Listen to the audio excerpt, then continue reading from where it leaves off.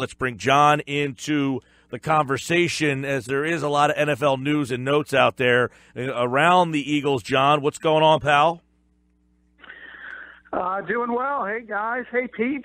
Hi, John. It's been a while since we talked. I did respond to your tweet there. I put hashtag justice for Jeff on your tweet there, buddy. Yeah, and Gordon, the head of the Eagles press relations, is out of the organization. That had been rumored for a while. I'm not sure if it's directly related to what happened last season, but certainly that didn't help matters. I will say that. All right. Well, how far we've come, right? Win the Super Bowl, you're fired. 2 seasons ago, they're kicking members out of the press box. This season, it's all kumbaya. Yeah, well, I don't think it's kumbaya between the media and the Eagles. I don't think it'll ever be that, because it's kind of an adversarial thing. But, it's tough to criticize a team that's 16-3 and wins the Super Bowl. So from that perspective, everyone was excited by Jason Kelsey's sort of rant, and it was certainly entertaining. But in a lot of ways, I think he was criticizing the people he was talking to, because a lot of that came from the fan base, if you think about it. Yeah, I mean, we touched on it yesterday. He started off by kind of being critical of Jeffrey Lurie, who put Howie in the corner. He put Howie in the corner, and then you're right. I mean, a lot of this stuff came from the fans who said, "Well, you got to cut Aguilar. He stinks. Get rid of him." And then, of course, you remember back in the going back to training camp, John, it was, well, they can't get rid of Aguilar because the cap hit they would take was going to be too big. Now the ironic part is they got to figure out what to do with Aguilar. Yeah, he's turned into a very good player, always had the talent. And I remember, Mike, I got criticized a lot in the offseason when not just me, but a number of us reported that Nelson was having a really good OTAs, really good mini camp, and things of that nature, and people got on us. And that's just the way it is, obviously, because he didn't perform. Then he did perform, and now he's a big part of this team's future. I would argue he's their most dangerous receiver. Obviously, Alshon Jeffrey is their best receiver, but I think Nelson is their most dangerous and most explosive receiver. John, there's a lot of news surrounding this team also off the field with the coaching situation. John DeFilippo has been named the new offensive coordinator in Minnesota. Now, we talked yesterday and thought, well, maybe if Reich gets the job in Indianapolis, that he might take the job in Philly. But you hinted that, well, in Minnesota, he will get to run the offense, he'll get to call the plays, and now it's being reported that he's going to have a role in choosing who the quarterback is here. So talk about the domino effects and the impact of losing John DeFilippo. So now post-Super Bowl parade is over. The realization of this team has already lost one component of that Super Bowl champion. Yeah, and that's what happens. I mean, the Eagles knew it was coming. There's no question about it. John's a very ambitious guy. Remember, he was going to leave last year, and the Eagles prevented him from doing so. Because he was still under contract. This year his contract was set to run out next Wednesday, so there was nothing they could really do. So they were prepared for this. They understood it was coming. He's too highly regarded around the league. And as I mentioned, as you pointed out on the show yesterday, the reality is this is Doug Peterson's offense, and rightfully so. And that can't change, obviously. So from John's perspective, he wants to be a head coach in this league. He's got to go out and be a play caller. I think if he has a good year in Minnesota, and there's every reason to think he will, because that's a team with a ton of talent, they do need to figure out the quarterback situation, but we saw what John was able to do here. That's a strength of his. I think he'll at least cobble together competency. And then when you talk about the receivers they have and the running back, Dalvin Cook coming back, and the tight end, they'll probably improve their offensive line even further. He's in a good position to have a one-year stint there and be a head coach in this league. So, I mean, that's how it works in the NFL. And as I said, the Eagles were certainly prepared for this, and I expect them that they will name Mike Groh as the new quarterbacks coach very soon. Okay, so Mike Groh would be the new quarterbacks coach as John McMullen. As far as John DeFilippo goes, John, how much credit then do you give him for getting Nick Foles on the right path? Because I saw you retweet something that said he was the guy that said, look, instead of forcing the scheme down his throat, let's see what he does best, and kind of redesigned to fit that. And that's probably where RPO came into our lexicon. Back into our lexicon. Well, it did before. I mean, the Eagles were, running the most RPOs in the league when Carson was in the lineup as well. But they increased even further because Nick was very comfortable. And we talked, I mean, if you remember the day after press conference after Carson got injured and Doug sort of moved forward, put on a brave face and said nothing changes. And things had to change. I mean, that's just a reality. And I think what John pointed out is that, you're not a very good coach if you just pound the square peg in the round hole. So he sat Nick Foles down. He asked him, what do you like to do? What are you confident doing? What do you feel most comfortable doing? And then he and Frank Reich and Doug put it into the offense, and you saw the results. So this is the step one of some of the changes that are going to take place for the Eagles. What's step 2 and step 3 in your mind, or what are the other things that are going to come up so quickly that the Eagles have to make a decision on? Well, there's a lot of domino. Obviously, Frank Reich is interviewing for the Colts job, and there's a good opportunity he gets it. And if that happens, then you have more dominoes falling. Then you need a new offensive coordinator. There's a potential, at least, that Mike Groh could be that. The more likely situation would be Duce Staley getting promoted, but you have to keep an eye, when it comes to Duce, you have to keep an eye on the New York Giants because Pat Shurmur is there, and his first choice is Kevin Stefanski, who's the quarterback's coach for the Vikings. He's under contract for one more year, so the Vikings could block him, but if Flip goes in there and wants somebody different, they could let him go, and he would head to the Giants. If he doesn't, then Pat Shurmur's probably going to offer Duce the offensive coordinator job. So there's still a lot of dominoes to fall when it comes to the coaching staff of the Eagles. Yeah, so Reich is one of the options in Indianapolis. Duce is a potential option in New York, and I would guess in Indy. But what about in Philly? I mean, if Reich leaves and DeFilippo's out the door, would Duce be the top choice to be the coordinator here? Yeah, I think it would come down to him or Mike Groh. And I think Duce would have a slight advantage because he's been here longer. And I do think he would be offered that promotion. That certainly would be enough to make him stay with his history with this organization. And he's not a guy with a history of play calling, so he kind of knows he needs to take that next step. And if he can do it under the auspices of the Super Bowl champions and a coach who's been called, John, before he left last week, called Doug the best play caller he's ever seen. And I said Frank Reich called him a star. So that's the kind of guy you want to learn under. So I do think if he's offered the OC job here, again, a lot of ifs here because Frank's got to get the Indianapolis job or he's going nowhere. He would certainly stay. Yeah, John, and then obviously, the first domino of the teams is the coaches getting plucked. We saw what happened. Andy, yes, he never won a Super Bowl, but when they started to take Harbaugh and Rivera and Leslie Frazier and Childress and guys just started to go, the team struggled. So I guess we'll learn a lot about Doug really quick and see how much impact these guys had. Yeah, I mean, when you lose good coaches, it's never a good thing. And, I wrote about John today, and if you go all the way back to the off season when people were still questioning Doug Peterson, and we kind of talked about if things went south for the Eagles, and it was a really, really poor season, who would be next in line. And way back then, I said it wasn't Frank Reich. It wasn't Jim Schwartz even. It was John DeFilippo.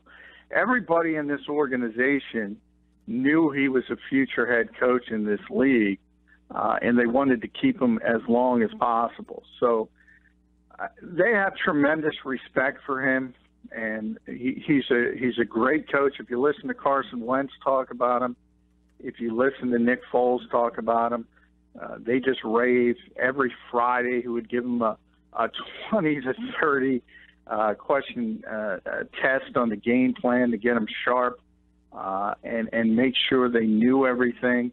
And his attention to detail, the mechanics from year one to year two for Carson Wentz is the improvement was really significant.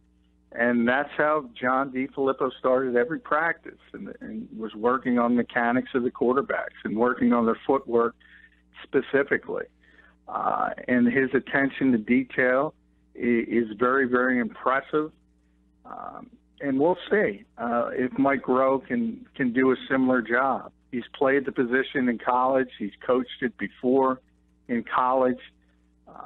So he's a very good coach himself. You see the way he's improved his wide receiver group this year. But the reality is you're probably the guy working day-to-day with Carson Wentz, and if Nick Foles is here, probably not going to be as good as the guy that left. So, John, you brought up Duce Staley a minute ago. How ready is Duce Staley to advance? We all remember him as a player, and maybe because of that, we don't fully understand what he brings to the table as a coach. But is Duce a guy who could be a potential future head coach? Yeah, I mean, he's already gotten an interview when the Eagles were doing their due diligence and went eventually toward Doug Peterson after losing out on Adam Gase and Ben McAdoo. So they've always thought that he had the potential to be a head coach down the line. I think, from the Eagles' perspective, he needed more seasoning to get to that position. But they've always had high hopes for Duce Staley and his future as a coach in this league.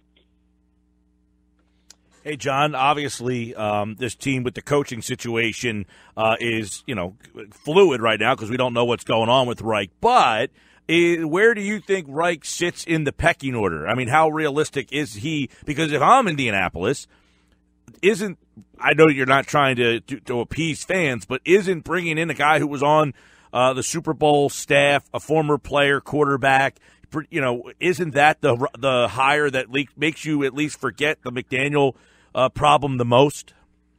Yeah, and certainly when you look at it, it's a three-horse race, and the others are Dan Campbell and Leslie Frazier. Now, Leslie has been a head coach in this league before, and Dan was an interim head coach in Miami when Joe Philbin got fired. But if you're looking for cachet, Frank is the one that came off, obviously, the Super Bowl championship, and that comes into it when you do have a high-profile mess like the Colts do, and the fact that you do want some positive PR points. And then comes the guts of the matter is, and I of those three, I think he's the best option. I think he's the best coach, and he also started his coaching career in Indianapolis, so they know him. There's conflicting reports.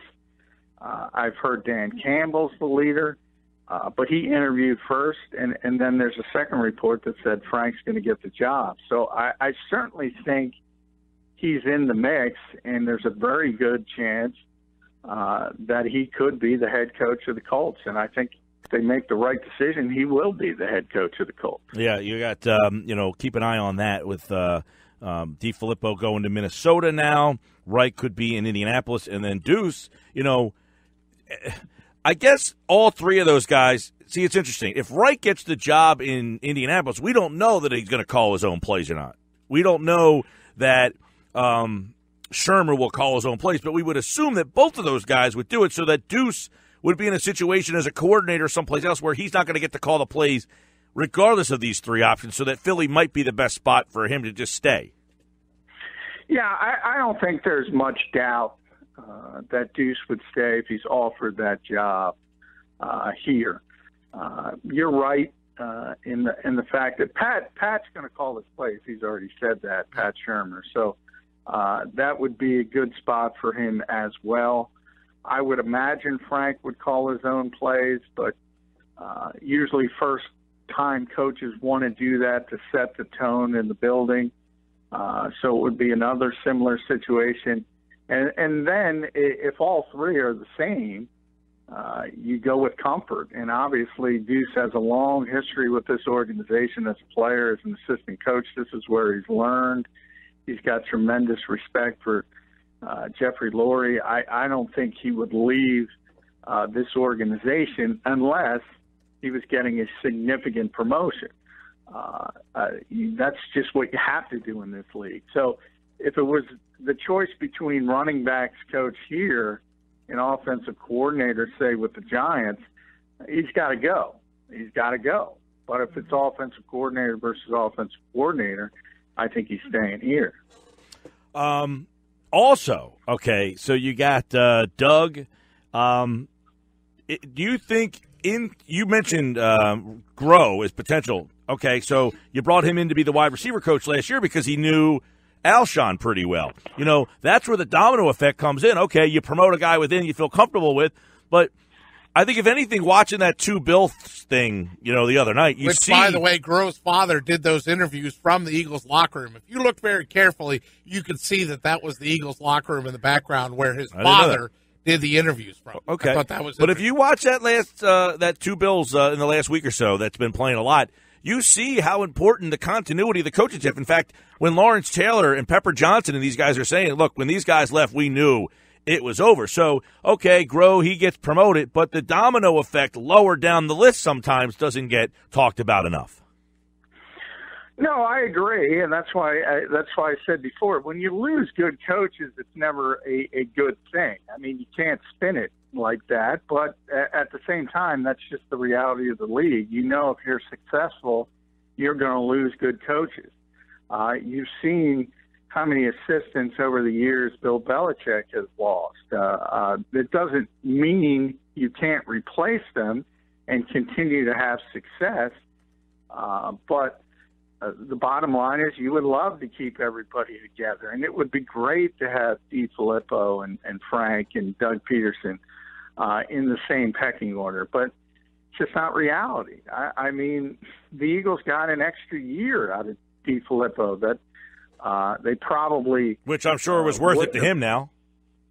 Yeah, sure, in hindsight, but the reality is if the Eagles gave him permission, he would have been gone last year.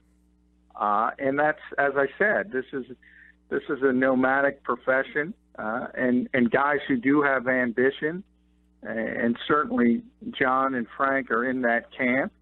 You're always looking for the next promotion. You're always looking for the next opportunity. And it's not rare, is what I'm trying to say. I mean, right. This happens to everybody. And the reality is I think the Eagles are better set up than most. As I said, Mike Groh, you know, Pete mentioned his dad, Al, longtime coach. He was a quarterback. He's been looking to be a quarterback coach and eventually an offensive coordinator and eventually a head coach. I mean, that's what he wants. So he would be thrilled to take on that opportunity. John, going into the Super Bowl, it did look like the Eagles had sort of avoided the bullet, so to speak, as far as their coaching staff had gone, as all the other vacancies appeared to be filled. And then, of course, McDaniels does what he does, and the dominoes start falling. Were they prepared for this, or what, did it catch them by surprise? Well, they were prepared, as I said, to lose John. The real domino was that you did think you got out of this head coaching derby without losing Frank or Jim Schwartz, and then Josh McDaniels backed out of the job, and there's at least the potential you lose Frank Reich. So I don't think they were prepared to lose Frank, but they were certainly they knew John was leaving for an offensive coordinator position. Whether that would have been with the Jets, who have named an offensive coordinator, but if they had a chance, they would have held off. The Vikings interviewed 4 people specifically who were waiting around to talk to John, so they knew he was gone. And so one yes and one no. Good stuff, John. Of course, daily here on the Sports Bash. The offseason coverage always continues. We've got free agency, the draft, and the latest on all the Eagles coaching, possible team guys leaving. DeFilippo already gone. We'll see what happens with Reich, what happens with Duce right here on the Sports Bash on 97.3 ESPN. Follow John on Twitter at JF McMullen. When Eagles news happens, it's at JF McMullen. Thanks, pal. Have a great weekend. Hey, thank you, guys.